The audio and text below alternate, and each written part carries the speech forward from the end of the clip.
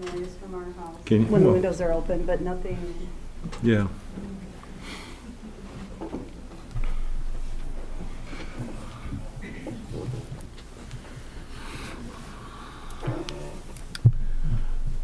So we have a quorum? Yeah.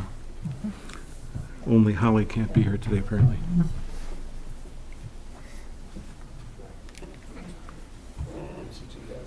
6:59. It's not 7 yet. Can I make a motion that the next time we hold a meeting, it's someplace where the temperature is over 60 degrees? You have to be dressed more.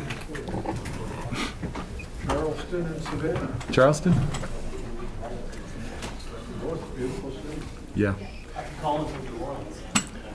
Yeah, there you go. Did you take a carriage ride around Charleston? Actually, it was a tour, a Road Scholar tour, and so we did a lot of educational kinds of things. And fascinating history down there. And I ate some food that I had never eaten before. And I found out that some of it I liked. Yep, there you go. Collard greens being one. Oh, really? Yeah. Who knew? Good evening, everyone. Today is March 28th, 2022. This is the regular meeting of the Meridian Township Planning Commission. I'm now calling this meeting to order. First, we'll have the roll call of the members of the commission. Commissioner McConnell. Present. Commissioner Hendrickson is not present.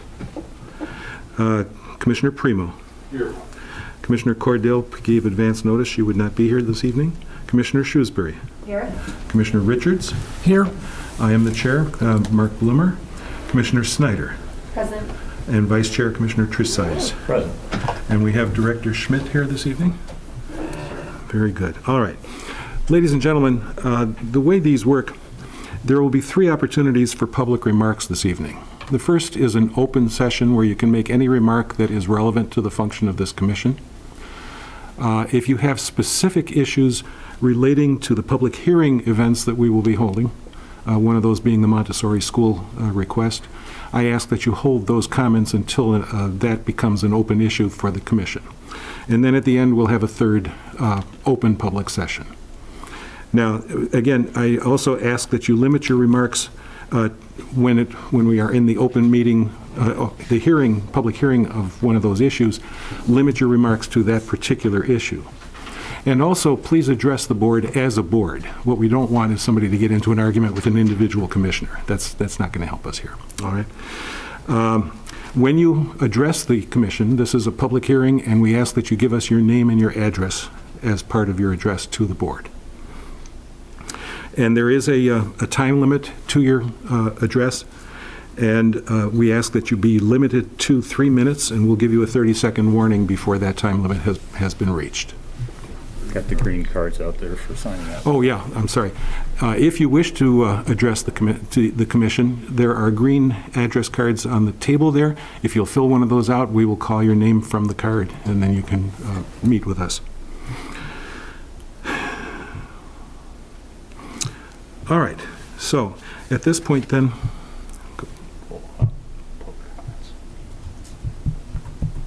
what was that? Public comments. Yeah. We will ask if there are any public comments at this point. Anyone want to address the commission on an open issue that is not one of the specific items we'll be discussing this evening? All right then. There being none, I will move. First thing is, do we have a motion to approve the agenda for this evening? All right. Commissioner Richards moves and Commissioner Shrewsbury seconds. All in favor? Say aye. Aye. Any opposed? Nobody opposed? All right, the agenda is approved.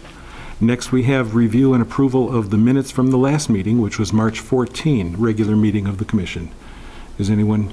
I move approval. Move approval by Commissioner Tresize. Is there a second? Second. Second by... I have one adjustment. Okay. To find the page on it. There was one vote, straw poll, where I was listed as abstaining on page 2 of the minutes.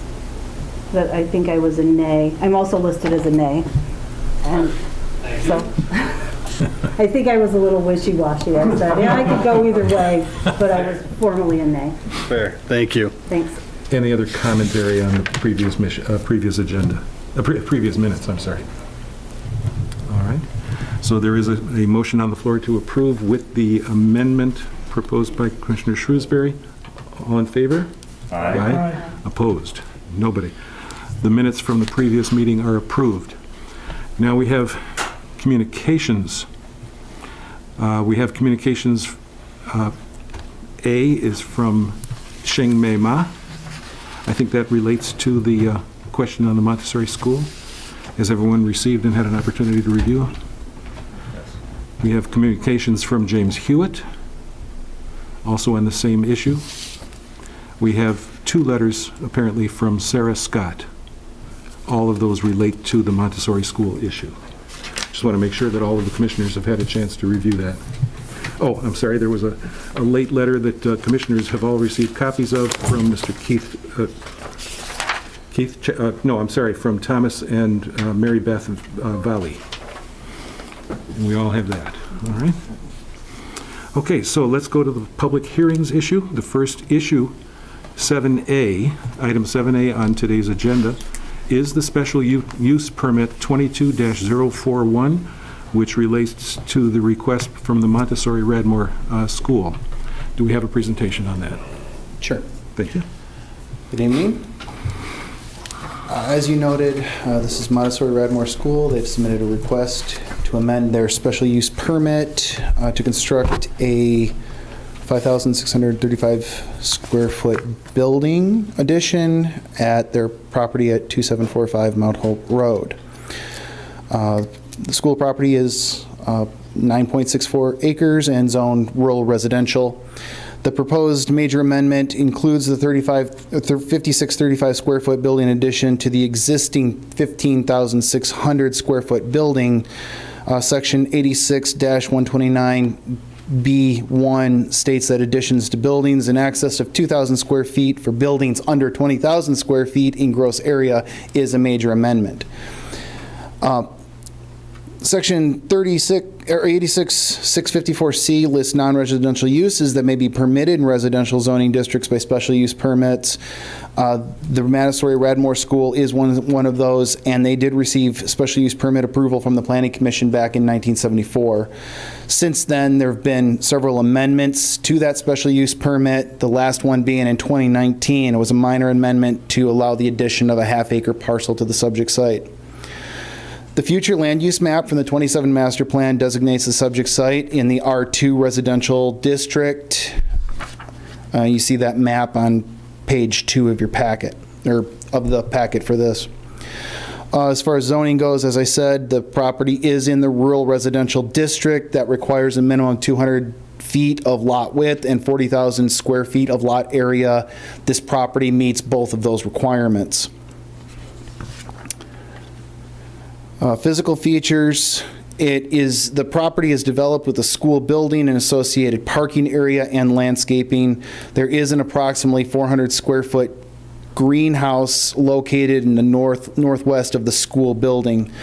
The flood insurance rate map for Meridian Township indicates floodplain is not present on or near the site. The wetland map does indicate that a section of wetland is present on the eastern portion of the site. They did do a wetland delineation related to that in 2009, and you can see that on the next page as well. Access to the subject site is provided from Mount Hope Road. This is classified as a minor arterial. 7-foot pathway is installed on the Mount Hope Road property frontage. Applicants did submit a traffic assessment which estimates future vehicle trips could be generated. The ITE Institute of Transportation engineer trip generation rates for daycare center and elementary school were used. There is a table there that shows the numbers, but the upshot of it is, number one, the intersection of Mount Hope and the Montessori Drive is forecasted to continue to operate at an acceptable level of service with the addition of the projected traffic to the existing volumes. The second point, the school with the addition will have minimum impact on the traffic around the drive, but is anticipated to cause a somewhat longer queue length and delay within the driveway itself. The special use permit review criteria found in 86-126 of the Code of Ordinances is used when we're evaluating a major amendment. So looking at those, first of all, is the project consistent with the intent and purposes of the chapter? It is recognized in the zoning ordinance that some residential uses may be useful to the occupants of residential areas, and that's why they're allowed as special use permits. Section 86-654C lists non-residential uses that may be permitted as such, and educational and social institutions, including public and private elementary schools, high schools, institutes of higher education, may be permitted by special use. And as I said, this was permitted by special use in 1974. The future land use map designates this as R2 residential. Schools may be permitted by special use in the residential zone, so this is in conformance with our master plan. Allowing the building addition does not change the essential character of the area. They're not changing their operation or what they're doing. Based on architectural plans, the building has the same appearance as the existing structure. It is not anticipated that the school addition is going to adversely affect neighboring properties. Having said that, the school personnel, I understand, has met with some of the neighbors, and they're planning to install a landscape buffer along the west side of the property. There's no evidence that being located adjacent to the school correlates to a reduction in property values. We see no issue with that. As far as public facilities, what's not anticipated that any alterations are going to be needed to the existing road. The drainage system is any alterations to the drainage system is going to need approval by the Ingham County Drain Commissioner. There is CATA bus service approximately 0.2 of a mile east of the site at the intersection of Comanche Drive and Mount Hope Road, and approximately 0.2 of a mile west of the site at Fairlane Drive and Mount Hope Road. The Route 2223 travels to Meridian Mall Meyer and the Michigan State University campus. Project is adequately served by municipal sewer and water, and they're not going to need any improvements to the public utilities that I mentioned. As I said, the school does intend to continue use as a school. Any future additions to the existing school building, addition of land area, or expansion of parking would require an amendment to the school special use permit. Major amendments, as you know, would come to the Planning Commission. Minor amendments can be considered by the Director of Community Planning and Development.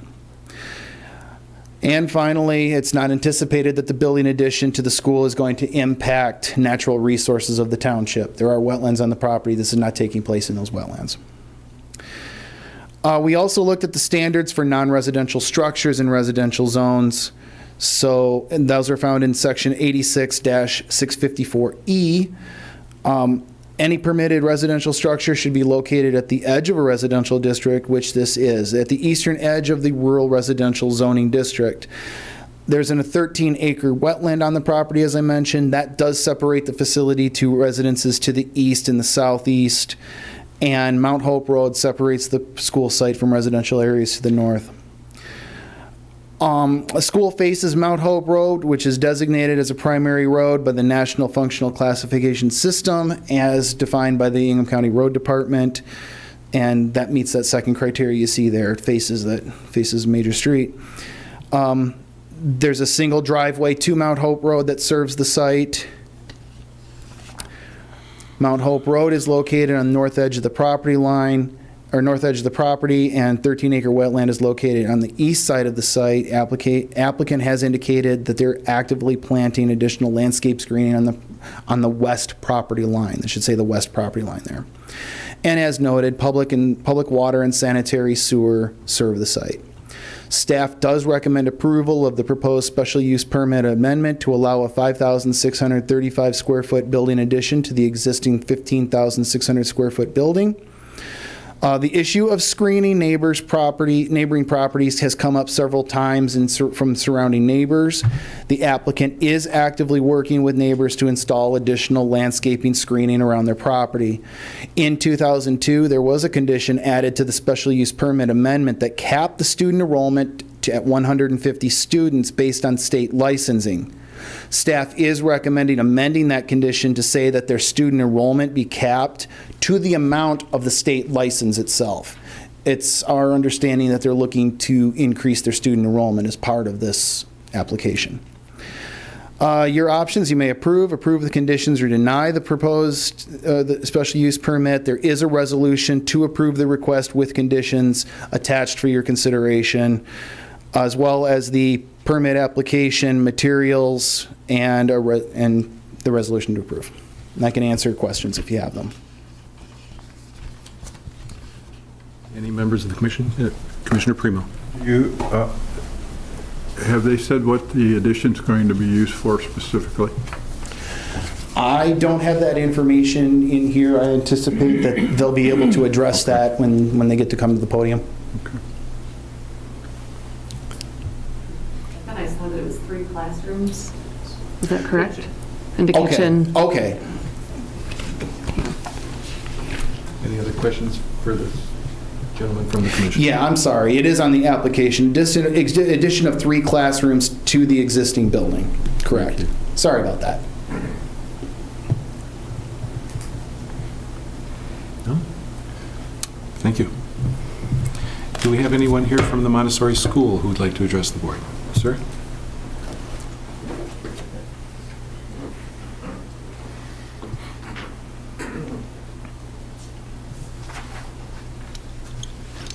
Good evening. I'm Leroy Stevens, Stevens Architects, and my address is in Port Huron. It's 209 Huron Avenue, Port Huron, Michigan, and that's where our head office is. We're the architects for the school and for this addition at the time. What I hear is it looks like we're going in the right direction. The school is looking to expand by 3 classrooms. So now they have students there. They've been there for 45 years, so they've been on this site a long time. So they're familiar with the site. The 3 classrooms are rated, connected to the building, and there's some additional bathrooms there. The school does have a landscape person on board, a botanist, and they have been looking and they have been planting some trees the last couple of years. So this idea of landscaping to the west, excuse me, is very consistent with what they were planning and are planning. It's a wooded site. If you've been on the site, it's pretty wooded already, but some landscaping along that west property line would be nice.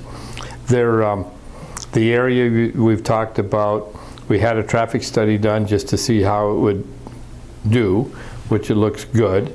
We're all in conformance with your master plan, and we do have these drawings submitted to the state, and we'll have state approval because the state really approves the school use, and they're going to approve the amount of students, and they're going to approve the building, and they're going to approve the type of construction and all that. And that's in the process, and we actually have the preliminary approval already done. It's the final approval we're just waiting for. But we do need your special land use permit to allow us to build there with a school. So we're really requesting your special land use permit.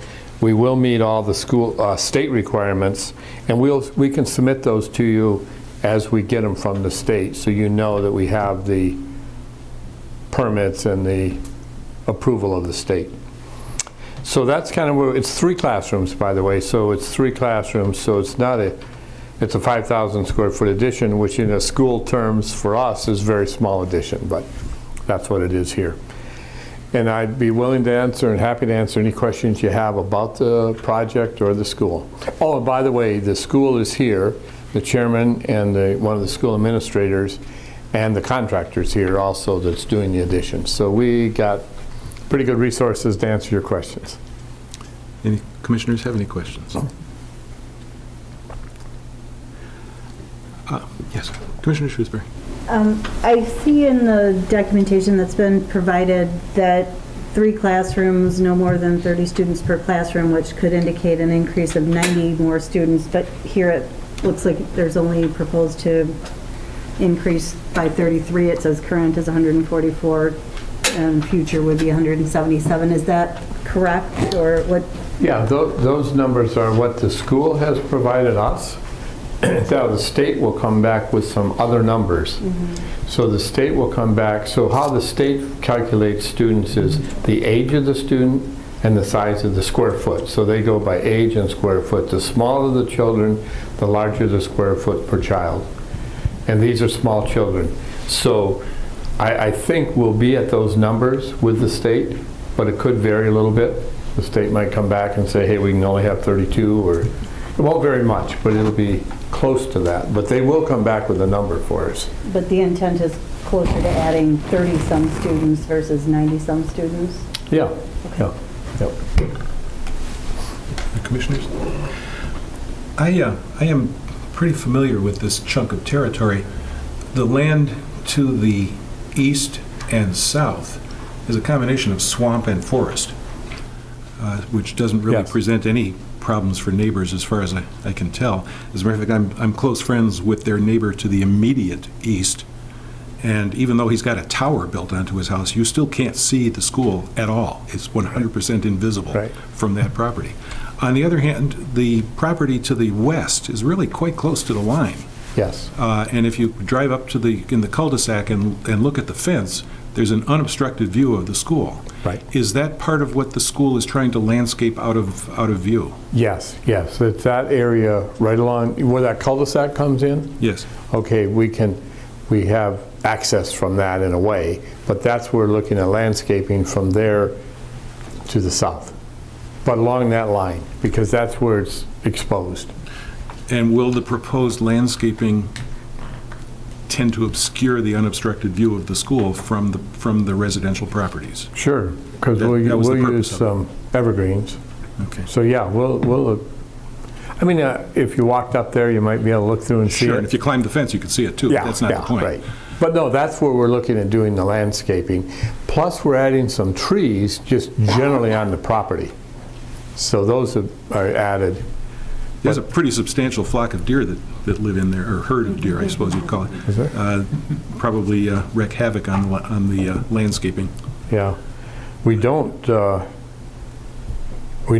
hunting in our curriculum, so they'll still be there, I guess. Any other members of the commission have any questions? Kind of just piggybacking on what you were saying, I was on the site today, just noticing the landscaping, and I really didn't see a lot of evergreens. I don't know if that's due to the deer. I know they love the arborvitaes, but I was just, it seemed from the communications from the public that we received that was the number one concern, is the landscaping barrier. And I did notice a lot of other vegetation, but it clearly wasn't evergreen. So I'm wondering if that is the main part of the plan for the landscaping, because in the winter, the current shrubbery doesn't provide that border. So what's happening, because of the addition, we're taking out some trees on the site. So we're taking out some of the big trees where the building goes. So when we get that going next summer, we will be planning a landscaping right along there. It'll be evergreens. So we can do evergreens along the fence.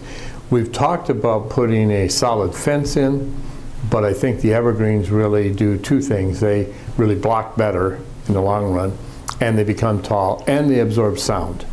So a fence doesn't absorb sound too well. So this kind of solves more than a few problems.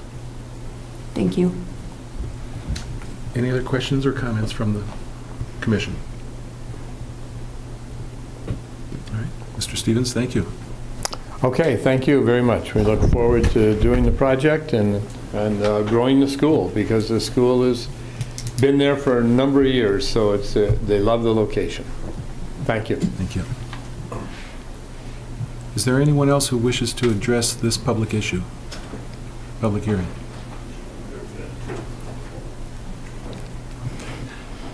Again, sir, please give us your name and address. Hi there. I'm Joseph Wood. I'm the head of school at Radmore, and my address is 1609 North Hayford Avenue in Lansing. So one of you asked a question about the classrooms, if we're going to be adding 3 new classrooms or just 30 students. We're putting in the 3 classroom addition so that we can take our 3 currently existing elementary classrooms and move them into a new space. The reason for that is because we need to vacate 3 spaces on the inside of the building. 1 space will become a library. 1 space will become a dedicated nap room, because right now our kids are napping in the room with other kids who are learning. And the 3rd space will become the new classroom holding 30 students. So I just wanted to clarify that we're adding 3 classrooms, but 1 classroom of new students. Any questions?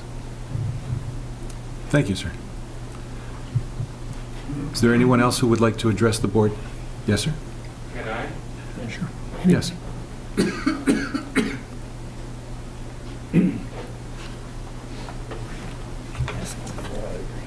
My name, Yeah. can you hear me? Yes. My name is Sergey. Excuse me. Before you sit down after you address, would you make sure that you fill out one of those cards to make sure we get your name correctly, yes, please? sure. Thank you. So my name is Sergey Barshev, 2767 Mount Hope Road. I'm the neighbor to the west. And again, some of you maybe remember me, and we discussed this additional property that was purchased by the school. And at that time, I was raising concerns that it may, and you said, I think, sorry, I forgot your name, sir, that you were afraid that we were cracking the door open to basically increasing the capacity of the school, and this is what's happening now. So now as a neighbor, I'm just trying to relay, and I'm happy that we start communicating better with the school now. But I do want to, on the record, raise the concern that for us as a neighbor, and this is residential area still, right? Where we live. We're afraid that, increased capacity leads to increased operation capacity, and increased operation capacity leads to additional traffic, and we're really concerned that this green space, that maintained as green space, can become some sort of a driveway, which will be not good for us. Now, I'm getting confused messages, and I would like to discuss it because as in a week, I know that you guys are going to be building a fence on our southern border, because at this point it was so transparent, right, and that was concerned. So I'm not sure what's going on, but are you planting or are you building fence? Make your address to us. Yes. So this is what I'm saying, because I'm getting mixed messages, and landscaping was on map for a long time, and we have little basically natural sort of planting on both southern border of our property, and the same issue we still have on the eastern border of our property. And we now have 2 sides of our property sharing with the school, and so that's why I'm here, which I would like to raise my concerns and just basically have to have more communication moving forward. So thank you. Thank you, sir. Make sure you fill out, I'm sorry. Sorry, no, I don't have a question. Well, over there. Sir, why don't you fill out one of those green cards so we can remember who you were? Yes. Yeah, maybe staff can explain that there is a site plan review process that will address fencing or not fencing and that sort of thing, so. Yeah, absolutely. The second piece of this process that is largely administrative in Meridian Township is that we review the site plan, which is the technical details, which is the location of all the trees and the location of all the parking, if any is being added. In this case, there is none. The specific grading, any engineering concerns that come up. So in this case, if the Planning Commission were to make a condition of this approval, that additional evergreen screening be added on the northern and eastern, and to the extent southern perimeters, or western and southern perimeters, we would enforce that through the site plan process. If the Planning Commission chose to amend the condition of 150 up to 177 to be consistent with the state permit, we would ask for a copy of the state permit when that was granted, so we can confirm that that is in line with what the approval is. So this is sort of the bigger picture review, and then we will go into the technical details further on in the process. Thank you. Commissioner Shrewsbury.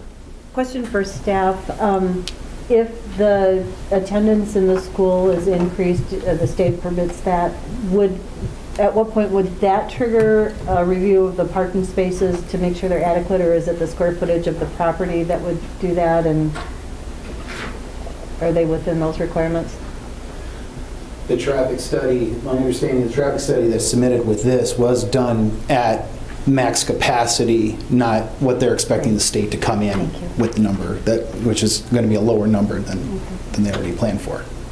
I have one. No, go ahead. I think it's great. I was really pleased to see one neighbor that wrote in with some concerns and then wrote again saying, I'm very happy, we've been talking and this is good, and so I really appreciate you working with the neighbors on that.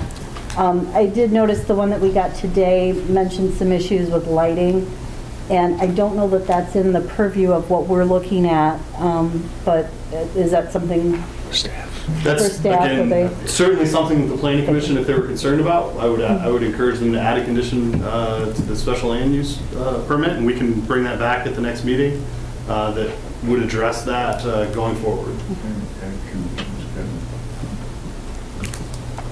Go ahead. No, I remember this gentleman here 2-3 years ago, and his property is on Mount Hope, and it cuts a corner out of this property. So he actually has border on his east side as well as his south side. And I believe it was usually the south side that was the most problematic. Both of them?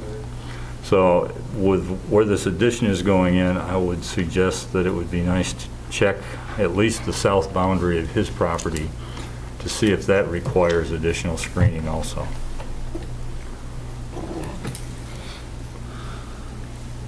Any other questions from the commission? I just want to get back to the lighting issue for a second because, yes, thank you. And I apologize, I forgot your name, sir. Joseph Wood. Mr. Wood. All right. A couple of the neighbors mentioned light disturbance at night because apparently the school doesn't turn off its lights, or there's at least one light on a high pole that apparently is just going right over the fence. Are those items that the school itself can simply control down and eliminate them as an issue before it becomes an issue? Sure. So it was news to us when the neighbors brought that to us a week ago today. We did some looking into it, and it's actually our security lights. So we have two sets of security lights. We have interior security lights where when you shut the lights off, we'll have one light stand on each classroom. And then we have exterior lights to where in the winter it gets dark. So when families were picking up at 6 o'clock, they would knock on the door. The teachers couldn't see who it was before they opened the door. So we had those installed. About 1.5 years ago, one of the neighbors across the way complained about the exterior lights, and we put a timer on it. It shuts off at 7 o'clock. We considered a motion sensor, but we thought the wildlife would trigger it. So we haven't heard back from that neighbor since we set the timer. The new issue is about the interior lights illuminating the wooded area in the back. So I first checked the law regulations to see if we had to have security lights on. Nothing was there. Then I called the Meridian Township Police. We have a resource officer that we talked to about security issues to see if it's necessary for us to have the security lights on inside. He said, no, it doesn't really do anything to protect the school from break-in or theft. So we just have to, right now we're in the process of getting an electrician out to rewire the lights because they're not connected to the switch. So once the switch goes off, it should be fine. But I think what's been happening is perhaps the cleaners have been leaving the lights on at night. So I've been going and checking in the evenings to make sure the lights are off since this past week when we were made aware of it. They've been off, it's been dark. So we're being diligent about it. Very good. Thank you, sir. Does the commission have any other questions? No? Are there any other members of the public that wish to address this issue? Yes, sir? Again, I'm going to ask you to fill out one of those green cards. Yep. Didn't fill one out in advance, I wasn't sure I was going to be talking. My name is Jeff Frederick, 2758 Eastway Drive, right next to the school, right next to him. And I was hoping to see, I mean, there's been a lot of emails going around in the Eastgate about this, and we've gotten a lot of information, but I was hoping to see some sort of layout that shows exactly where the addition's going to be and how either the fence or the trees, where all that stuff's going to be located. And is that something that'll be forthcoming or is already available? That's what I'm asking. So generally, in the packet that's online, it has maps that show where the addition is. The details in terms of landscaping and screening and things are going to be forthcoming with the site plan review that will happen after this is approved. Okay. And maybe it's been 2 years by now, they put up the green fence to prevent parents from coming in and cutting through and blocking right in front of my house, which, didn't happen very often, so that wasn't a big deal. Is that going to be part of, and maybe we can't answer that, is that going to be trees in front of that green fence too? Or is that going to be left open so they obviously can get through and mow their grass there? Yeah, I think they'll submit a plan to us and we'll have to review it. To be determined. Yeah, to be determined. Okay, that's all I had. Thanks. Just, again, for staff, this is not for the gentleman who just spoke, but it's my understanding the site plan review is an open meeting. Is that with the staff that the neighbors could come in and listen? So there is a public hearing requirement as part of the site plan review. Right. I have some thoughts about that, but we will notice it Right. to the immediately adjacent properties when it happens. So there will be a public, it's not going to be televised, but it'll probably be in this room to go over the site plan. Okay. The addition is in the southeast corner, southwest corner. Yes. Yeah.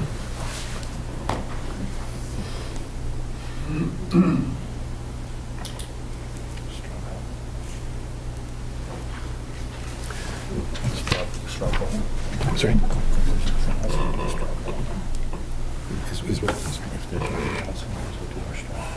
Yeah. Let me just make sure, is there any other member of the public that wishes to address this issue?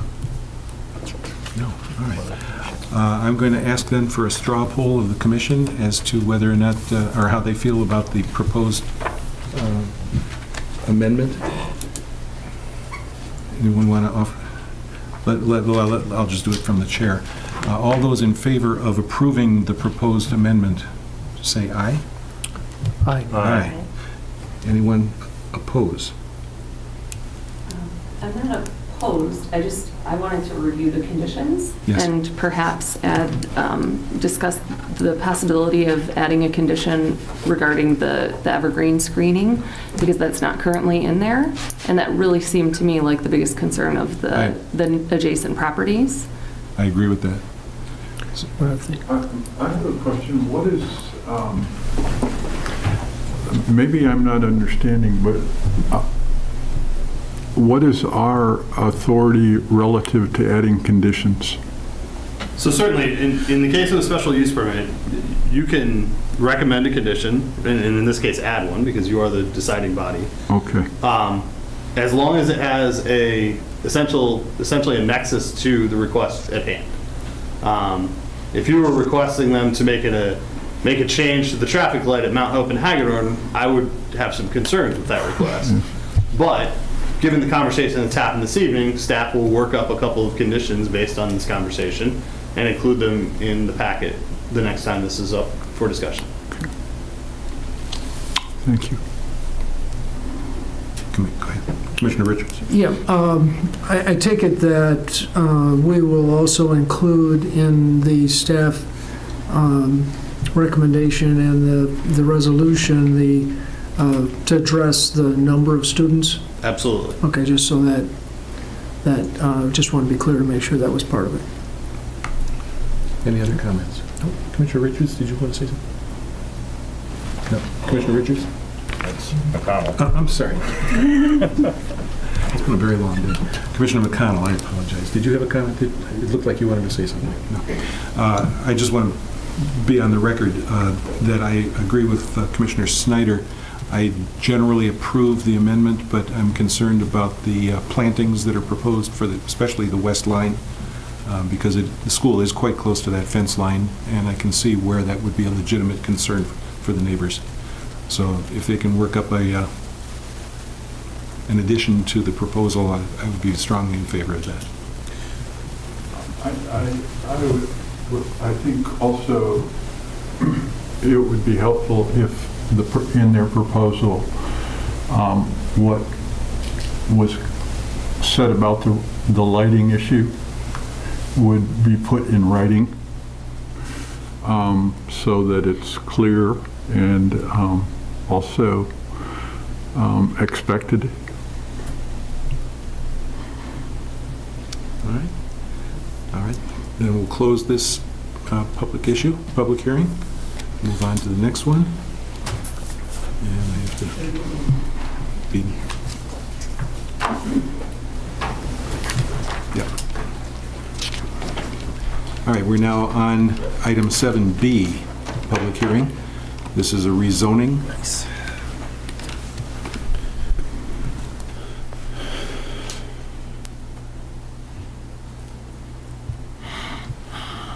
If you bear with me for a second.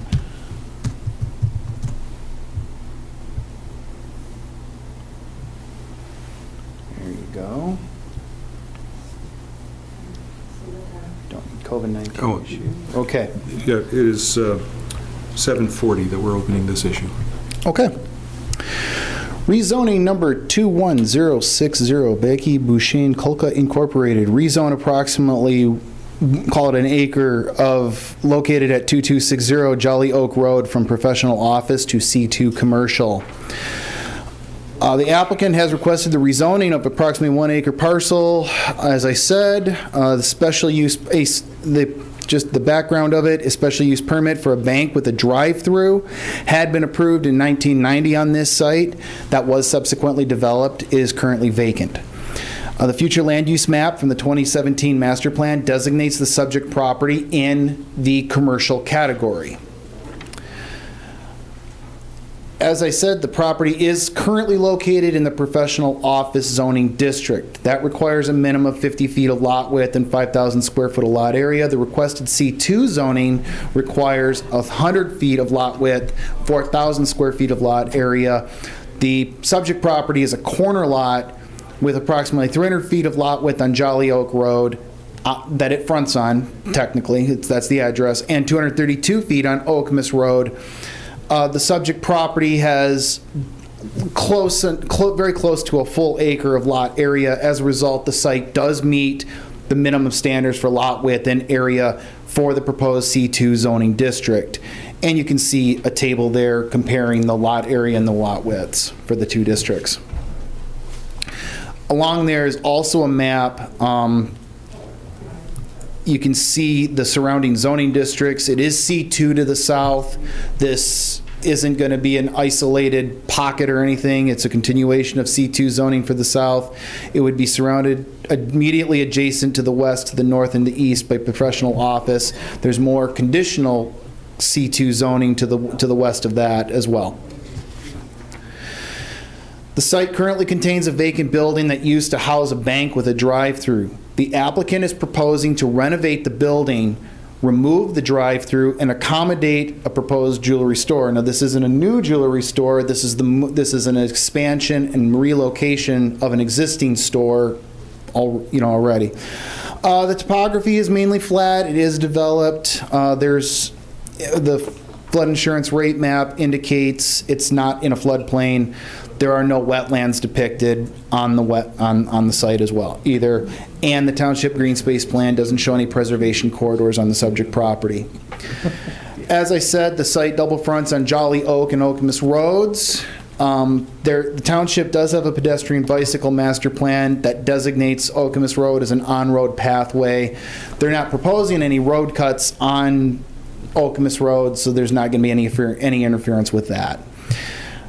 You can see the trip generation, and these numbers do come out of the traffic study that's included in your packet, comparing the traffic using the highest and best, if you will, use from both the professional office and the C2 zoning. There's not much difference between the two in traffic. Of course, this will go through site plan review, and the Ingham County Road Department will review it, but we're not anticipating any changes to the road network's going to be necessary for this. The site is currently served by municipal water and sewer. I told you the reasons. I've got that in the application in the packet that's attached there. The professional office district that is currently, it accommodates non-residential uses, administrative, professional nature, professional offices, medical clinics, things like that, banks. The C2 district, commercial and business services, permits a variety of businesses and service activities by right. That does include the requested use. Not special use permit. It's a commercial retail store. It's use by right. But as I said, it will go through site plan review. The commercial category of the 2017 future land use map is intended to serve the community's need for large national retailers and restaurants mixed with regional draws and specialty stores at varying scales. Jewelry store is certainly a specialty store. It does correlate with the C2 zoning district, and so it's in conformance with the master plan. Planning Commission may recommend approval or denial of the request, or it may recommend a different zoning designation than proposed if they see necessary. A resolution shouldn't say will be provided at a future meeting. Sorry about that. A resolution should, resolution of approval is included in this packet, as well as the application material, rezoning and the rezoning criteria answered by the applicant, and a copy of the traffic assessment. And I'm happy to answer any questions.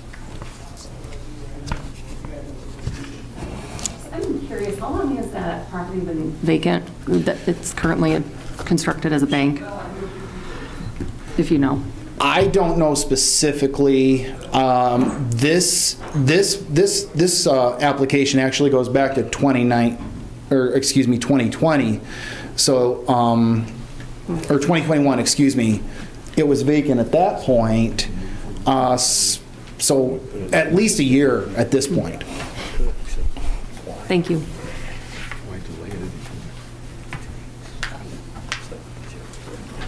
For the special use permit that allowed them to have the drive-through before, would that be negated if the zoning is changed to the proposed zoning? That is correct. Okay. So they couldn't have a drive-through, or? If they wanted to do a drive-through from this point forward, they'd have to apply for a new special use permit. Any other questions or comments on the presentation?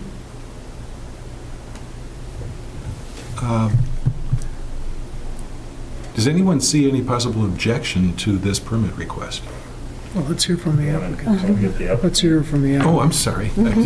Yeah, the owner is here. Yes, I apologize.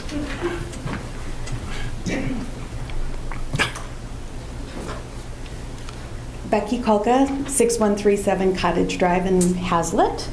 I'm here today just to say, please let this go through. My business is 33 years old. I started it at 23.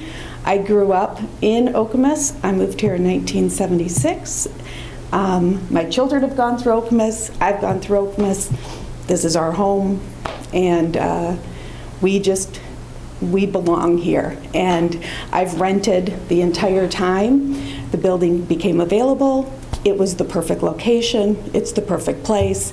It fits. It's just us. It's where we need to be. My daughter, Kayla, is the future of our business, and here we are. I don't have a lot to say. I just think that we are a part of the community. I can tell you that my clients that have kind of heard the inside that we were purchasing the building, they're like, local girl done good, they're all excited about it, and I hope you guys are as well. So if you have any questions, I'd be happy to answer them. You don't think you need a drive-through for your jewelry? It's funny, there are jewelers who do it, but no, we do not need that. I've got a question not necessarily related to the site, but it seems like there was at least some confusion back a while ago that you were going out of business. So what can you explain that? I can explain it really well. Because it Yes. sounded like there was a going out of business sale, but you didn't go out of business. Right, and it wasn't a going out of business sale. It was a we needed to liquidate to bring all brand-new merchandise in. Unfortunately, the company I hired to do this for me did not direct us in the right way to make sure we advertised that we weren't going anywhere. They're a liquidation company. That's what they do. So I actually said on the way here that I had a client in on Saturday who said, I thought you retired. And I said, those people should have told us to advertise differently, because we just literally, when you have the product we sell and we don't do sales on a regular basis, there needed to be a way for us to freshen everything in the store. And we wanted to bring in brand new lines and get rid of the old so that there was something new and interesting for people to come in and see. So unfortunately, we were misled with what we needed to be doing for the future of BBK, but it really did help. We brought in some amazing lines that we're doing great with, and hindsight is 20/20. Okay, thanks for clarifying. You bet. So if I understand correctly, the renovation is basically the removal of the drive-through, but the rest of the building will work for your purposes? The rest of the building will work. We are playing with the idea that possibly doing a little extension out under where the overhang is from where the drive-through was for storage and that type of, my goldsmith and storage, that type of thing, because I have a crawl space over where I live, and going downstairs with giant tubs of things is not fun. So if we can do the little expansion, that would be helpful. But other than that, it's going to be perfect. Yeah. Yeah. Well, it seems like the building is in pretty good shape and was kind of built to last. I presume if you're staying on that sort of same corner, same area, that your customers and your staff feel like the access to the site is pretty good? Oh, it's a dream, truly. It's perfect. It's, you know, if you've never been in my store, from the street, I just kind of look like, you know, but when you go into our store, there's this ambiance, and we're special. And the current location doesn't show that. Right. What we can do with the new location and what they say in our industry, as soon as you go freestanding, it's a whole different game. And we have all those hotels around us and restaurants and visitors who right now don't really know who we are, but once you have a freestanding building and they can see it, our business is going to flourish. So we're really hopeful for it. I guess I'm mainly curious about the exit from Jolly Oak northbound on Okemos Road, that left turn. Do people experience difficulty getting out that way or not? No. We've been in the location we're in right now for 22 years, I think. So there's really no difference of me being in the new place compared to where I am right now. It's the same traffic going the same place. Thanks. Great to see a local business doing well. Thank you. I appreciate it. Commissioner Primo, did you have a comment? Are there any other comments or questions? Do I understand from staff that this proposal is entirely consistent with the existing neighborhood and function of that portion of the city? Absolutely. Consistent with the future land use map as well. And does staff see any objections to the proposal here? We have none, nor have we received any public comment. I will add that it's part of a condo association, which is all office. Everyone in there has told me whatever we need to do to help you get this through, we're on. So we have full support of our neighbors. I'm going to try a motion to waive the rules and approve this today so that we don't have to delay the project any further. Is there anyone who wants to support that? I would like to second that. All right. All right, then all those in favor of waiving the rules, say aye. Bylaw, Aye. is it bylaw 6.4A? Yeah. Yes. You're going to get technical on me. Do we need a roll call for that? Roll call to waive the rule. All right. Then, let's see, Commissioner Richards? Yes. Commissioner Shrewsbury? Yes. Commissioner Primo? Yes. Commissioner Snyder? Yes. Commissioner Chasais? Yes. Commissioner McConnell? Yes. And the chair votes yes. Did I miss anybody? No. All right. So we're waiving the rules. Thank you. Now a motion to approve the I make a project? motion to approve the resolution as proposed. Is there a second? Seconded by Commissioner Snyder. Do we need a roll call for this? All Can I right. just ask a quick Yes. question? You mentioned, the mention was that this is part of a site condo, I'm assuming. Is there any issue with, because we're not approving the whole site, the whole condo for zoning, so is there any kind of a technical issue regarding piecing off a corner, or a fourth, or whatever? No, once the specific parcels have been created under the site condo, they're subject to the zoning ordinance just like anyone else. Whether or not there's a concern under the, it's not an HOA in this case, Condo but bylaws. the condo bylaws, that's a private matter, but from a public matter, it is a separate parcel and we can zone it whatever we deem fit under our zoning ordinance. Okay, thank you. So these are separate parcels, they aren't a single condo association with a single property owner then? Correct. They are Okay. 5 separate parcels, I believe, because I believe one of the buildings has been further subdivided into 2 condo units. Okay. All right, the motion on the floor is to approve the proposal. We'll do a roll call. Commissioner Primo. I support. Commissioner McConnell. Support? Commissioner Shrewsbury. Support? Commissioner Richards. Yes. Commissioner Snyder. Support. Commissioner Tresize. Yes. And the chair votes yes. The motion passes. Congratulations. Thank you all. Good luck with your store. Appreciate it. Thank you. All right, it is now 5 minutes till 8. That closes item 7B. Now we have item 7C, which is a text amendment to delete the RRR district. Right? Go ahead. Okay. Text Amendment 2022-07, One Family Rural Residential Low Density RRR Deletion. We brought this to you for discussion couple meetings ago, I think. 2017 Master Plan recommends that the 9 one-family residential districts in the zoning ordinance be, quote, simplified and consolidated. In light of that recommendation, planning staff has been analyzing our single-family residential zones to see where that can be done. While we were doing that, we saw that we don't have anything in the township zoned RRR, and but we don't anticipate it being zoned RRR. Staff is proposing to delete section 86-369 RRR district and all references to the RRR district throughout the zoning ordinance. Draft ordinance to this effect was introduced to the Planning Commission on your regular meeting on Monday, February 28th. Deleting the section would comply with the 2017 Master Plan's recommendations and help simplify the zoning ordinance by removing unnecessary text. Because no property is zoned RRR, deletion of section 86-369 would not have any immediate effect on any homeowners in the township. One of the comments from that meeting was that there was some confusion about the proposed, the ordinance as I presented it.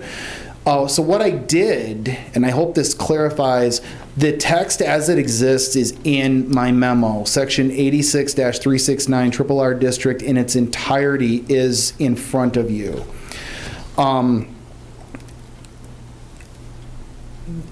There is a motion, we are recommending a motion to adopt the resolution recommending approval of the zoning amendment 22-07 in accordance with the revised draft ordinance language dated March 24th, 2022. There is an ordinance in here, and this is much more in-depth, if you will, than what I had originally presented to you. We've gone through the zoning ordinance and found all of the spots where the RRR district is referred to, and it shows every place that's going to be pulled out of. And I'm happy to answer any questions. Are there any questions on this issue? So in effect, it would simplify the law and have no effect on anybody. That is correct. Accurate statement.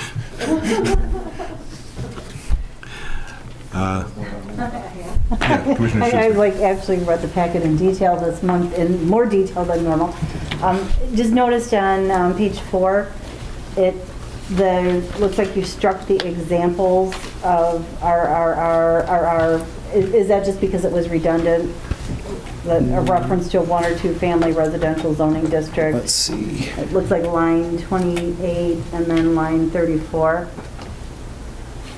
You said page 4? Page 4, I'm sorry, page 4 Of the ordinance itself. of the ordinance itself that's In being the changed. strikeouts? Yes. So that Oh, strikeout is because this is the first of what we expect will be a couple. Okay. And rather than continue to strike that section, Got we are simply saying, Oh. let's just refer to the 1 family and 2 family residential districts. Makes That's how they're total defined. sense. Right.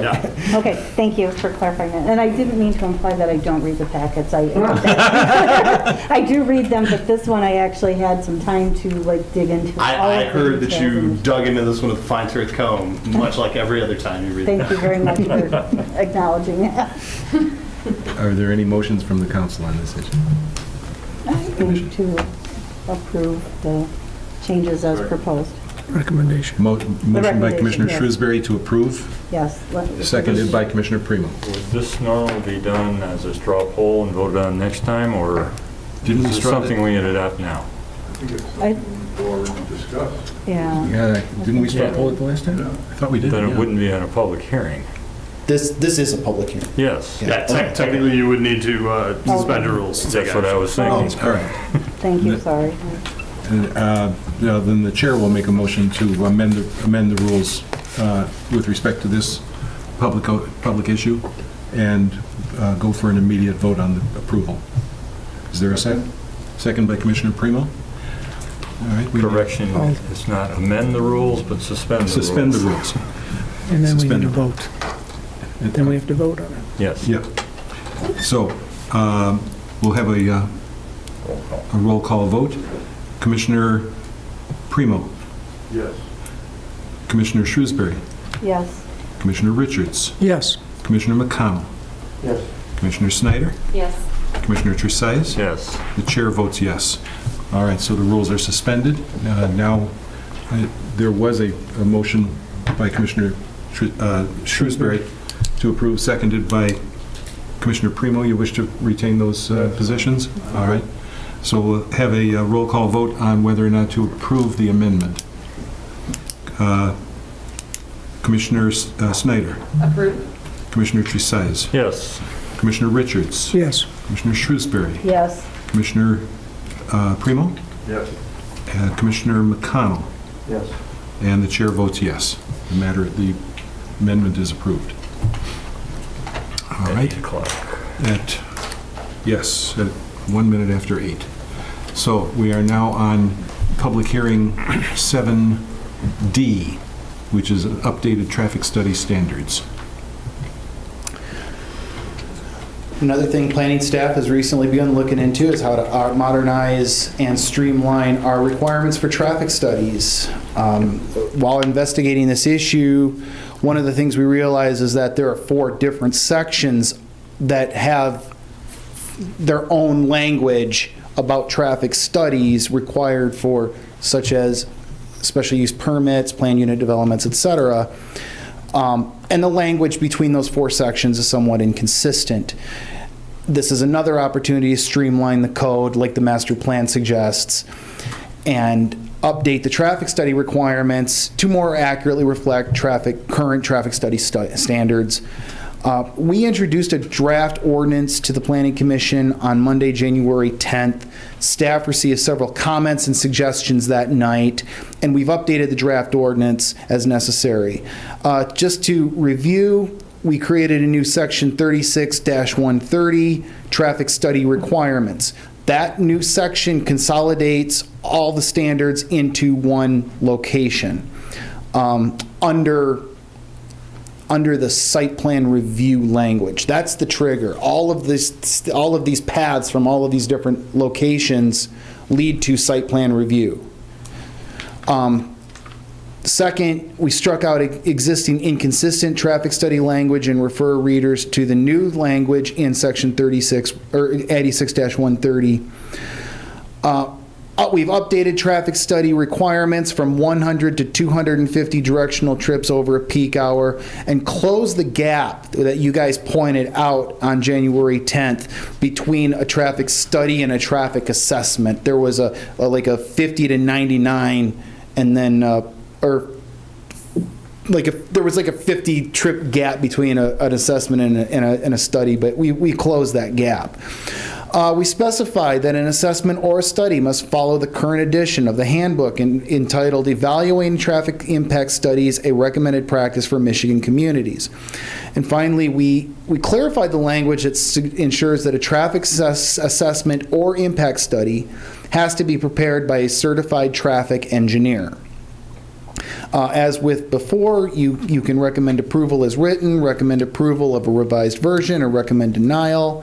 There is a recommendation to recommend approval of the zoning amendment provided, as well as a clean and a redlined version of the ordinance. And I will simply add, this actually came out of the Planning Commission's work on the MUPD ordinance. That started this. We made updates to the traffic study requirements in the MUPD section. That was one of the 5 sections that were originally referenced. Realized then we had inconsistent standards and started this ball rolling. Any discussion from the commission? Commissioner Tresize. I do like this draft. Oh, thank you.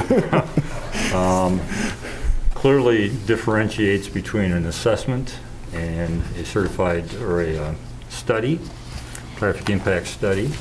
The rules at 250 or up to 249 as for an assessment, 50 to 249 and thereabove would be an impact study.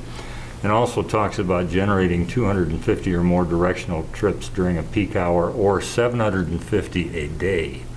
So that expands the instance when an impact study might be necessary based on day usage, not just peak hour usage. And I think that's very valuable for this community and for meaningful analysis of the traffic studies. So thank you. Congratulations. Thank you.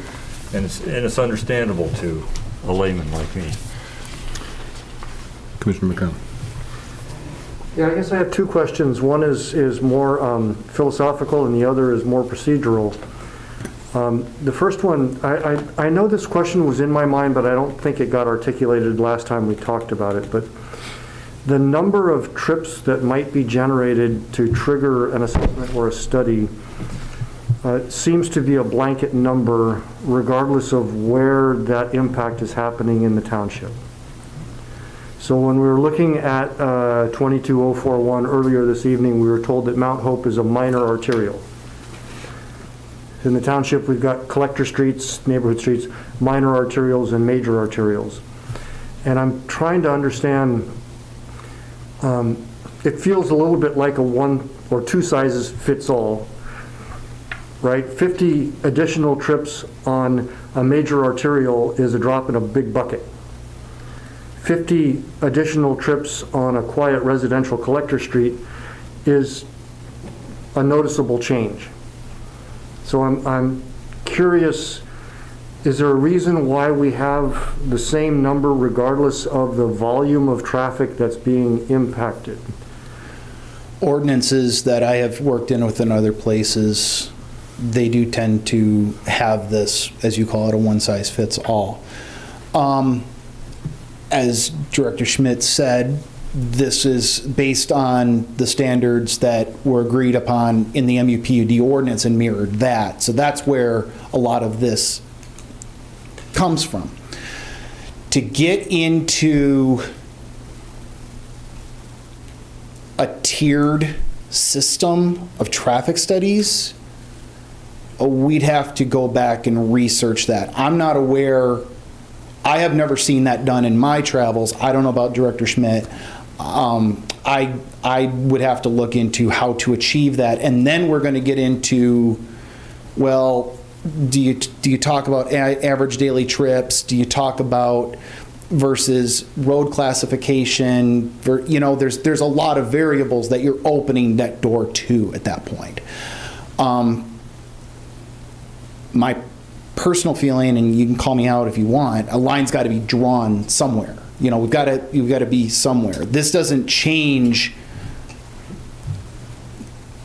This doesn't change. This isn't suddenly creating a traffic impact study requirement where there was none. This is updating traffic study requirements to kind of streamline them and modernize them. I don't know if that helps or not, but that's how I would answer that. Just to comment, ultimately, if it comes before the commission and the commission has the authority to accept or deny, and we feel like even with the traffic study, if that doesn't seem reasonable to us, then we can still say no, I'm assuming. That goes back to your earlier question about what's your authority under a special use permit. You absolutely can tell an applicant, we don't feel like you've looked at the traffic, go back and look at the traffic. And I have seen it. I have worked with applications where that kind of thing has happened. So in effect, there is a way to deal with that, even though it's standardized. In fact, you saw that tonight. Yeah. The Culco rezoning was over a year old. She got sent back and told, do a traffic assessment. We got the traffic assessment. We moved the application forward. It's a very interesting question that you raised, Commissioner McConnell. I have a couple of thoughts. Apologies to the chair if you'll indulge me for just a second. I think the first thing that comes to mind is that, you know, generally a use that's going to require a traffic study. I mean, I think we can all posit that it's going to be a non-residential use. Typically a residential. Collector streets. Yeah. Right. And they're required generally to not be on residential streets. Right. So you kind of get past the initial thought there, but you know, at the same time, I can see the concern. I think the key in the end is where is that traffic going? And that's where, when you get into a full traffic assessment and they start doing analyses of the intersections, I think that's the important piece to your specific concern. Because the impact on level of service for a major arterial of the same number is going to be a very different impact on level of service for a minor arterial. Absolutely. So it does. My second question is the procedural one, and that's whether this amendment has been reviewed by the Transportation Commission.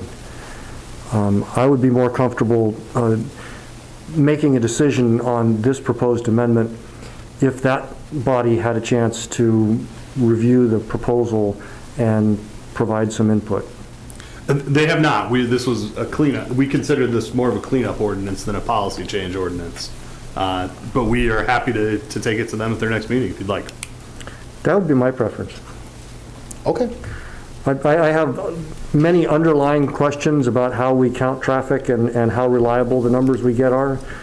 And I think that's a discussion that's worth having if we're setting specific restrictions and applicants are paying money to traffic engineers to go out and do these things. And it seems like it rarely impacts a decision in my experience. It would be... If we're going to do that anyway, I'll take the time to see, I'll throw it out to the planning community at large and see if anyone else has a tiered system the way that you're describing. We can look into that. Thank you. Sure.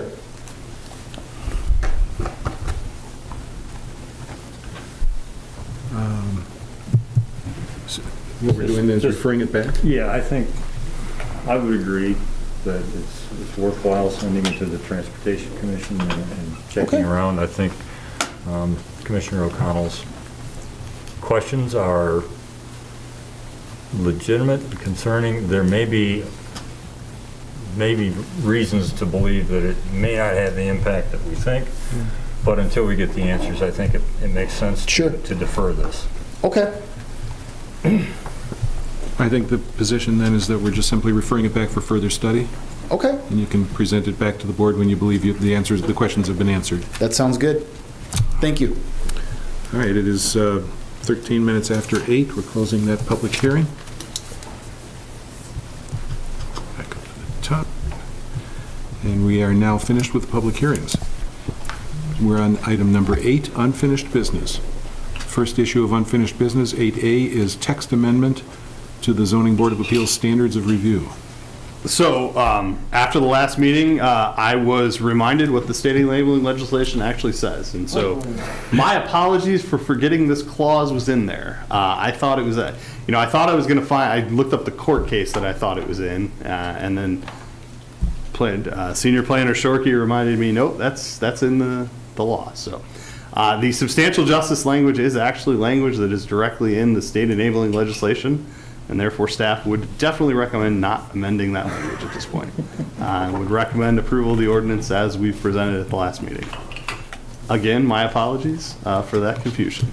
Well, the fact that the state is vague doesn't surprise me. Given the vagueness of it, I should have known from the start where it was from. All right, then. Were there any further questions on this issue? So then I think it's appropriate for a vote on approval? Yes, sir. All right. So is there a motion to approve? So moved. Moved by Commissioner Tresize, second? Seconded by Commissioner Snyder. We'll take a roll call on it. Let's start with Commissioner McConnell. Yes. Commissioner Primo. No. Okay. Commissioner Shrewsbury. Yes. Commissioner Richards. Yes. Commissioner Snyder. Yes. Commissioner Tresize. Yes. And the chair votes yes. So there's one no, the remainder are yes. The motion passes. All right. We are now on, and that is 8:15. We are now on unfinished business item 8B, which is the Lake Lansing Residential Overlay District lot coverage. There were no concerns with this matter, so we have brought it back to you in final format and would recommend approval. All right. Any further discussion on the commission? Is there a motion to approve? Motion by Commissioner Richards. Second? Seconded by Commissioner Shrewsbury. Again, we'll have a roll call vote. Commissioner Tresize. Yes. Commissioner Snyder. Yes. Commissioner Richards. Yes. Commissioner Shrewsbury. Yes. Commissioner Primo. Yes. Commissioner McConnell. Yes. And the chair votes yes. The motion passes. At 8:15 again, we're now on item 8C, text amendment to the Lake Lansing Residential Overlay District, front yard setbacks. Again, Planning Commission had no major concerns with this, and we have brought it back in a final format and would recommend approval. All right. Any further discussion from the commission? No? All right, is there a motion to approve the recommendation? I so move. Moved by Commissioner Primo, a second? Second? Second by Commissioner McConnell. All right, let's have a roll call vote on this. I'll start with myself. The chair votes yes. Commissioner Snyder. Yes. Commissioner Tresize. Yes. Commissioner Richards. Yes. Commissioner Shrewsbury. Yes. Commissioner Primo. Yes. And Commissioner McConnell. Yes. Motion passes. All right, at 8:17, we are now on, that was 8C, wasn't it? Correct. I can't go past A. On item 8D, text amendment to the fence height ordinance. Planning Commission had no major concerns with this at the last meeting. We have brought it back in a final format and would recommend approval. Any further discussion on this matter? Seeing none. So moved. Moved by Commissioner Tresize to approve, seconded by Commissioner Richards. So we'll have a roll call vote. Commissioner Shrewsbury. Yes. Commissioner Richards. Yes. Commissioner Primo. Yes. Commissioner McConnell. Yes. Commissioner Snyder. Yes. Commissioner Tresize. Yes. And the chair votes yes. The matter is approved. And the last item under unfinished business is item 8E, which is a text amendment to 2206, yard encroachments permitted. Staff would recommend approval of this as well. Planning Commission had no major concerns, so we brought it back in a finalized format. Is there any discussion on this final issue? No. Is there a motion to approve? Motion by Commissioner McConnell. Second? Second by Commissioner Shrewsbury. All right, let's call for a roll call on this. Commissioner, let's mix it up a little bit. Commissioner Primo. Yes. Commissioner McConnell. Yes. Commissioner Shrewsbury. Yes. Well, you guys are on your toes around here. I'm sorry? Know when you're going to get called. Commissioner Richards. Yes. Commissioner Snyder. Yes. Commissioner Tresize. Yes. Chair votes yes. Motion is approved, and we have now finished unfinished business. There appears to be no other business under item 9. And let's go to item 10, which is reports and announcements. Item 10A is Township Board update. Just briefly, the Meridian Company building was approved. They are planning on starting construction yet this year, assuming construction costs don't get too much crazier on them. And Sanctuary 3 final preliminary plat was approved. This is a project that started in 2019, got temporary preliminary plat. Then there was a lawsuit by a neighboring property owner that has delayed this project somewhat substantially. The township held off on taking any action until the lawsuit was fully resolved, so as not to put our thumb on the scales.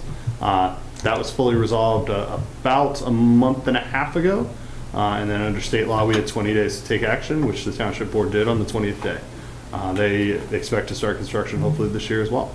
Lastly, I would just point out, although it's not a township board report update, I don't have any other place to say it, I am taking a vacation and will not be here at the next meeting. So Senior Planner Shorkey is jumping in the deep end to finalize. Luckily, it's a relatively light meeting. You'll just have the Montessori Radmore back for discussion, but hopefully... We approved that, didn't we? We did not. We'll be back to talk to you guys. Oh, no, we did approve that tonight. So We sent it back because they wanted... no, we brought it back. Yeah, it was trouble. I'm reading my... Clarification on plantings and light. Yeah. Planting, lighting, and number of students. Yes. My notes are very scribbly tonight, so apologies for You're that. thinking about your vacation. Yes. That's all I have with respect to my report. Any liaison reports? None? Well, it's quiet, okay. That closes item 10. All right, project updates. New applications, MUP. You're not going to get, you asked for it, never mind. I do have a quick report. Oh, I'm sorry, go ahead. The BRA committee did get a recommendation for officers and elected their slate of officers for the coming year. And we are going to be reviewing more of the downtown Okemos. You did recommend approval of that. That project right. is now moving on to the Thank you. township board. Thank you. Thank you. Any further liaison reports? This is not a liaison report, but I would remark that we are down a member on the Planning Commission with the appointment of Scott Henderson to the Township Board. I want to thank him for his leadership over the last 3 years, 2 years as chairman, and actually he's been on the board for about 4 or 5 years. So we'll miss him here and wish him well at the Township. Absolutely. I should put in the record that I asked him to give me a script to follow, and he did, which is why periodically I'm looking down reading from a script. So, yeah, he was a very good leader. Yes. Is this an appropriate time to ask a question, make a comment, or should I do that later in the meeting? Nobody here. I don't see any reason why not. Go ahead. I know in the past we have really hesitated to make decisions on same day, and we've been kind of easing that up a little bit. And I really, for things that it makes sense to do that, I really don't mind doing it. But it seems silly to have a rule that we waive, and then I feel like we need to be very consistent in our application of that waiving so that we aren't perceived to be treating applicants differently. And so I just, if there's a rule, it's there for a reason, and if we intend to not follow that rule, particularly knowing we have a member absent tonight who probably expected to see at least a couple things on tonight's agenda at the next meeting to be able to make a decision. And so I just, as a body, want to think about when and how we decide to do that, and maybe be more, I don't know, we set that rule, right? That's not a township rule that we have to, it's our bylaws and our... Correct. That is a bylaw. It is on my list of things to have a conversation with the Planning Commission about. Okay. I will be completely upfront with you. My policy throughout my career has been, there's no reason for a rule like this because you hold all the power anyway. If you have literally any question, okay, we'll bring it back to the next meeting. Yeah. But the 5 ordinance amendments are a great example. 4 of them largely have had no comment about the entire time we brought it up. So it is something I would like to discuss with the commission later this spring. But to her point, I think is a good one in terms of property decisions. You know, if we waive for one and you know, then there's all kinds of questions, you know, wait a minute, you did that for the jeweler, why not us? No, I mean, we don't hear any objections. And so either maybe we do what you're suggesting and drop that, or we take it more seriously. I agree that if it doesn't make sense to do it, but we can reserve the right to do it for those instances where we think it's necessary, I'd be more Right. comfortable with that than appearing I to agree. show a favoritism for one and not another. And I sort of a appreciate you standard. bringing that up because it reflects a feeling I've had. I guess on the other side, in a lot of these situations, if there are people that are watching on the television who don't happen to be within 300 feet of where this action is going to impact, they would not receive notice. So by waiting the 2 weeks, or sometimes 3, you give a chance for people that became aware of it at our first meeting to come back and offer comments and raise issues that may not have been brought before us before. So there's something to be said for the delay.